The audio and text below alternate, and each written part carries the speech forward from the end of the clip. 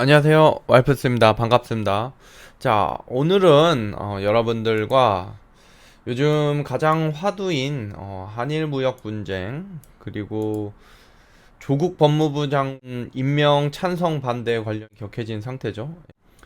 지금 대한민국 가장 큰 이슈들, 이 모든 이슈가 사실 첫 스타트는 사실 여러분들이 알고 있는 지금 한일 무역 분쟁, 어떻게 보면은 지금 한일 무역 분쟁 같은 경우는 일본의 무역 보복에 지금 붕괴하는 상황이 와서 실질적으로는 이 사건의 스타트, 그리고 조국 법무부 장관 임명 관련해서도 연결돼 있는 이 연결고리를 이해를 해야 됩니다.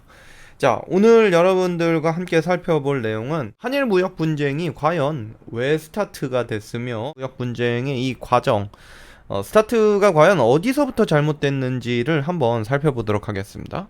오늘은 국내 이슈인 한일 무역 분쟁에 대해서 일단 보겠습니다. 한일 무역 분쟁은 따지고 보면은 국가, 군사 안보, 경제, 정치, 외교 이 네 가지가 모두 다 사실상 연결이 돼 있는 이슈예요. 근데 이 이슈가 도대체 어디서부터 잘못되기 시작해서 지금 상황까지 왔는지 한번 여러분들하고 이 원인을, 근본적인 원인을 살펴보겠습니다. 사실 이게 재밌는 거는 국가 안보, 경제를 떠나서 정치랑 너무 밀접하게 연결이 돼 있어요. 이게 핵심입니다. 그러다 보니까 지금 양 당인 민주당과 자유한국당이 모두 다 강력하게 투쟁이 벌어지는 이유가 사실상 한일 간의 경제 전쟁 역시 이 모든 게 다 양 당의 정치적 성향하고도 매우 밀접하게 관련이 있습니다. 외교의 일본, 자 여러분들 한번 살펴볼까요?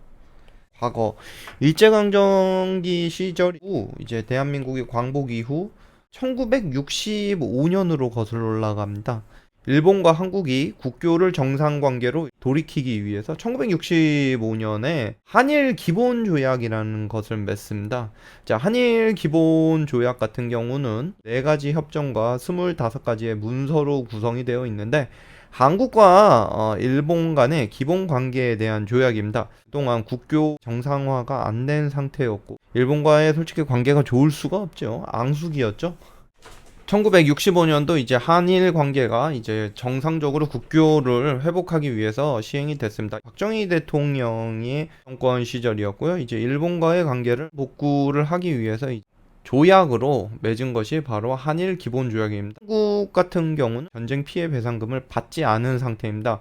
그 청구권이 아직 남아 있는 상태였는데요. 청구권인 일본은 한국에 대한 조선에 투자한 자본과 일본인의 개별 재산을 모두 포기하고 한국에 3억 달러의 무상자금 지원과 2억 달러의 차관을 지원하고 한국은 대일 청구권을 포기하는 것으로 합의가 되었습니다. 자, 이것이 한일 청구권의 기본 협정입니다. 자, 그 당시 이제 체결된 내용의 핵심은 이제 한일 간의 합의 내용과 그 해석, 이게 굉장히 중요한데요.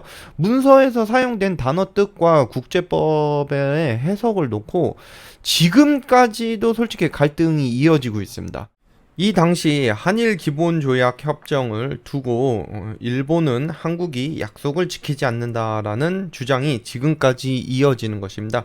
자, 그러면 당시 과연 한일 기본조약 협정이 일본이 말대로 과연 한국이 약속을 지키지 않는가라는 이 부분이 굉장히 중요한데요. 당시 회의록 자료가 있습니다.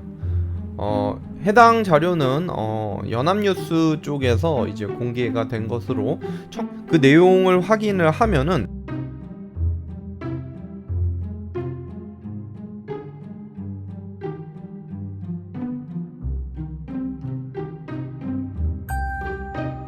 여기서 재미있는 것은 당시 국민들이 반대가 굉장히 심했는데요. 일본이 잘못된 과오를 돈으로 해결하려고 한다는 말에 온 국민이 반대를 하기도 했습니다. 당시 고려대학교 학생회장이었던 이명박 전 대통령도 한일협정의 부당함에 반대를 하여 6.3 시위를 주도하였습니다. 그 주도 혐의로 실질적으로 징역살이까지도 하기도 했는데요. 같이 체포된 인사 중에 한나라당 이재호 국회의원도 역시 포함이 되어 있었습니다. 한일 기본조약 협정의 성격을 놓고 최종 합의는 정치적 성격을 갖는 경제협력이다라고 합의를 하였습니다.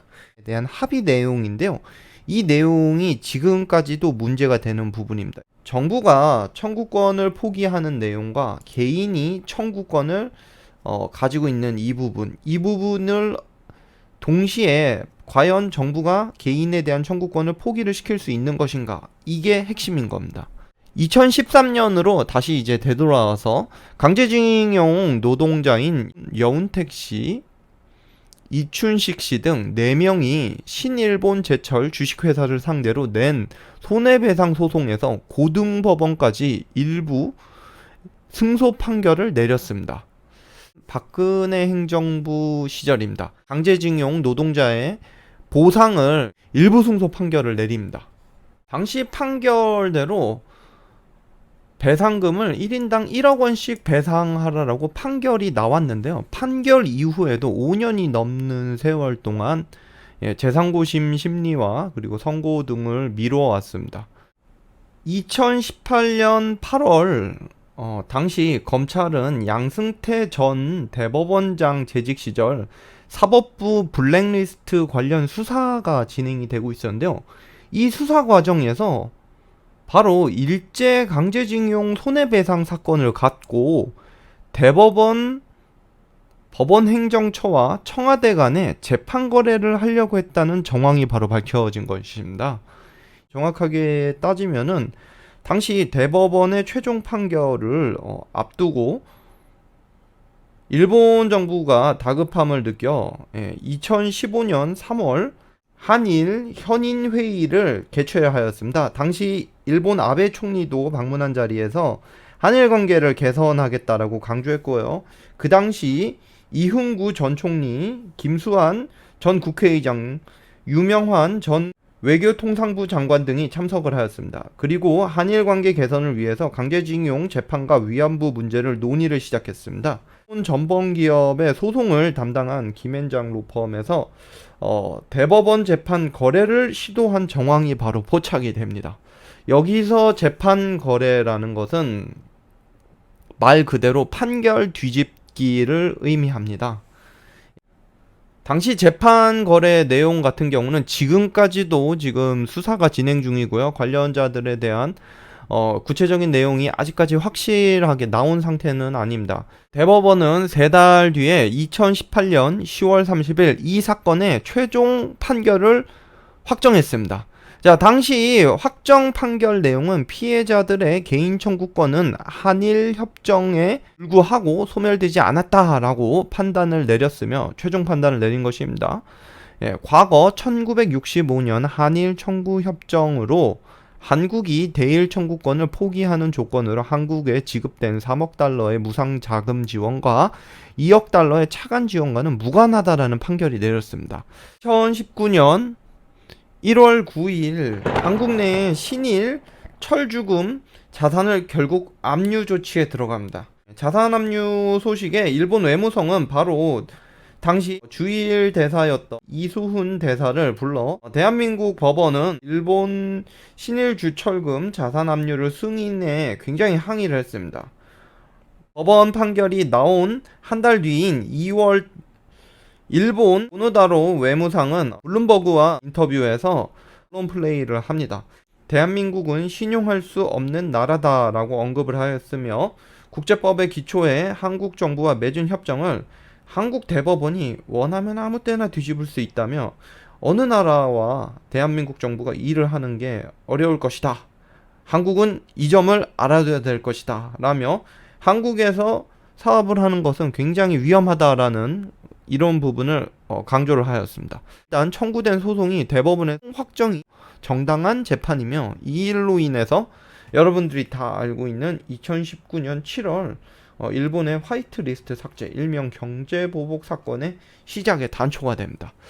이제 이 내용을 들으시면은 이제 조금 생각이 조금 많아지실 겁니다. 강제징용 노동자분들이 받아야 될 피해 배상금이 청구가 된 사실로 재판이 미루어지고 판거래 정황이 포착된 대법원은 결국 최종 판결을 내립니다. 일본은 강력 반발을 하고 무역 보복, 화이트리스트 삭제로 연결이 됩니다. 3달이 경과했는데요. 그 사이 한국 기업 그리고 일본 기업 양국이 모두 다 일단 피해를 보고 있는 상황입니다. 누구보다도 가장 큰 피해를 입고 있는 일본 스스로는 아직까지도 반성이나 한치의 물러남이 없는 상태입니다. 일본의 화이트리스트 삭제 경제 보복의 시작이 되었고요.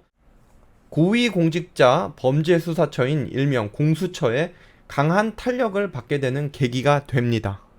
이슈는 이 사건으로 인해서 모든 일이 스타트가 됐습니다. 모든 일의 핵심은 시작이 어떻게 되었는지를 아는 것이 굉장히 중요합니다. 사실상 대법원의 재판 거래로부터 모든 일이 시작됩니다. 지금까지 한일 무역 분쟁, 조국 법무부 장관 임명 찬성 반대 이 모든 사건에 대해서 여러분들과 함께 찾아봤고요. 여러분들이 판단을 하시길 바랍니다. 다음 이 시간에는 일본의 경제 보복에 대해서 여러분들과 함께 살펴보도록 하겠습니다. 감사합니다.